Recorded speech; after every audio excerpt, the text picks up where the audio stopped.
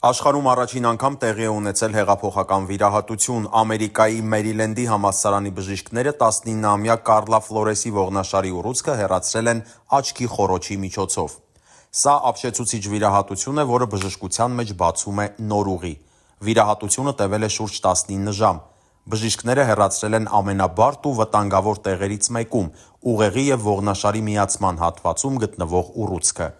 Ամենաանսովորն այն է, որ նրանք դա արել են աչքի բույնի միջով։ Հեռացվել է այտոսկրի և աչքի ստորին խոռոչի մի հատվածը, աչքը ժամանակավորապես տեղափոխվել է, դեմքի ոսկորների միջով բացվել է ուղի դեպի ողնաշար։ Վիրահատությունից հետո դեմքը վերակառուցվել է տիտանի թիթեղներով և հիվանդի սեփական ազդրի ոսկորով։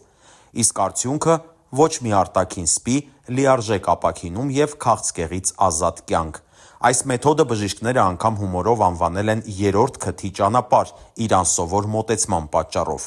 Այն կարող է փոխել նեյրովիրաբուժության ապագան՝ ապահովելով առավել ճշգրիտ և ցածր ներխուժմամբ վիրահատություններ։